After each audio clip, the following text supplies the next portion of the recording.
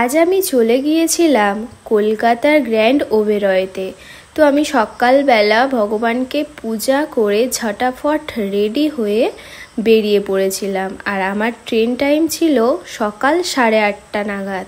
তো আমি প্ল্যাটফর্মে গিয়ে যখন দেখলাম টিকিট কাউন্টারে প্রচুর লাইন, তো আমি টিকিট কেটে উঠে পড়েছিলাম ট্রেনে।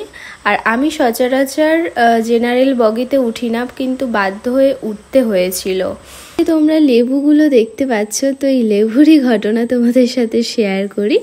তো আজ যে আমি গ্র্যান্ড ওবেরয় হোটেলে যাচ্ছি, ওখানে আমার ইউএসএ থেকে একটা দিদিভাই এসেছিল, সেই দিদিভাইয়েরই মেহেন্দি পড়াতে যাচ্ছি। আর দিদিভাই আমাকে বলেছিল যে একটু লেবু নিয়ে এসো, তো সেই জন্যেই আমি লেবুগুলো কিনে নিয়েছিলাম।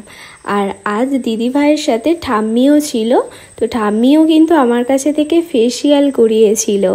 আর সত্যি কথা, দিদি ঠাম্মি এতটাই ভালো মনের মানুষ, সত্যি এখনকার দিনে এতটা ভালো মনের মানুষ খুবই কম দেখা যায়। মানে যতটা বলবো ততটাই কম হবে, মানে এতটাই ভালো মনের মানুষ তারা।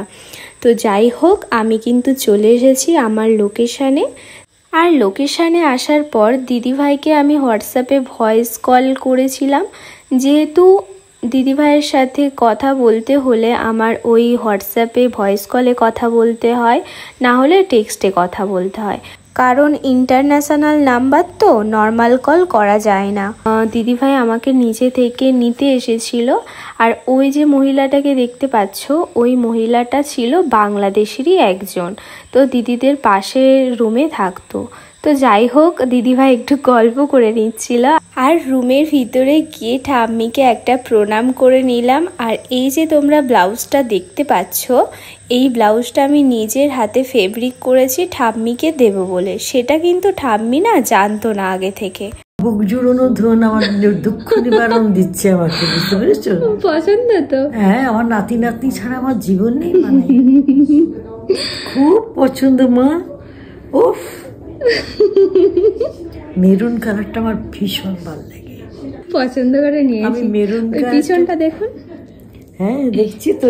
আচ্ছা, কি করে জানলি? আমি এবারে না মনের ভেতরে করে এসেছিলাম যে আমি টিভিতে ইউটিউবে দেখছিলাম ব্লাউজের একটা দিকে কাজ এবং পিঠে কাজ আমি খুব পছন্দ করি, যেমন বাটিকের কাজ, কাঁথা কাজ। ঠাম্মির কথা তো তোমরা শুনলে। আর দিদিভাই জানতো যে আমি টুকিটাকি ভিডিও করি, তো আমেরিকা থেকে এই ভিডিও ক্যামেরাটা আমার জন্য গিফট পারপাস এনেছিল। তো আমি বললাম যে কেন এটা দিচ্ছ? দিদিভাই বলল যে এটা তোমার জন্য গিফট, কারণ তুমি ভিডিও করো, আমি দেখি সেগুলো, আমার খুব ভালো লাগে, তো সেই কারণে দিয়েছিল। আর এখানে আমি মেহেন্দি শুরু করে দিয়েছিলাম তারপরে। আর প্লিজ তোমরা কেউ মেহেন্দিটাকে নিয়ে খারাপ ভেবো না, কারণ দিদিভাইয়ের যেমনটা পছন্দ ছিল আমি ঠিক তেমন করে দিয়েছি। যেমনভাবে আমাকে বলেছে ঠিক আমি তেমনভাবেই করে দিয়েছি, আমার এতে কোনো চয়েস ছিল না। কিন্তু দিদিভাইয়ের নিজের খুব ভালো লেগেছে, এটাই আমার কাছে অনেক কিছু। যেহেতু আমি ভিডিও করছি, তো দিদিভাইয়ের কাছ থেকে জানতে চেয়েছিলাম যে তোমার কেমন লাগলো একটু বলো। খুব ভালো লেগেছে, ভেরি আর্টিস্টিক, ভেরি নাইস, আমার খুব পছন্দ হয়েছে, যা চেয়েছিলাম তাই পেয়েছি। আর এদিকে কিন্তু আমি ঠাম্মিকে ফেসিয়াল করে নিচ্ছিলাম। আর সত্যি কথা, ঠাম্মি শুধু আমাকে বলেছিল যে আমার শুধু ফেসেই ফেসিয়ালটা করে দিস, কারণ ঠাম্মির বুকে পেসমেকার বসানো ছিল, তো সেই কারণেই। আর এদিকে দিদিভাই আমার জন্য খাবারটাকে গরম করে নিচ্ছিল, দেন আমি খাবারটা খেয়েছিলাম। আর সত্যি এত ভালো মনের মানুষ সবাই, আমি যতই দেখছিলাম শুধু অবাক হয়ে যাচ্ছিলাম যে এত ভালো মানুষ তারা। তো যাই হোক, আমার কিন্তু কাজ কমপ্লিট হয়ে গেছে আর বেরিয়ে পড়ছি বাড়ির দিকে।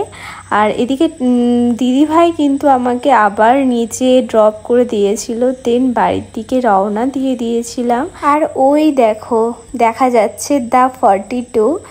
তো যাই হোক, এই ছিল ভিডিও। তো তোমাদের কেমন লাগলো অবশ্যই কমেন্ট করে জানিও। তো সবাইকে টাটা।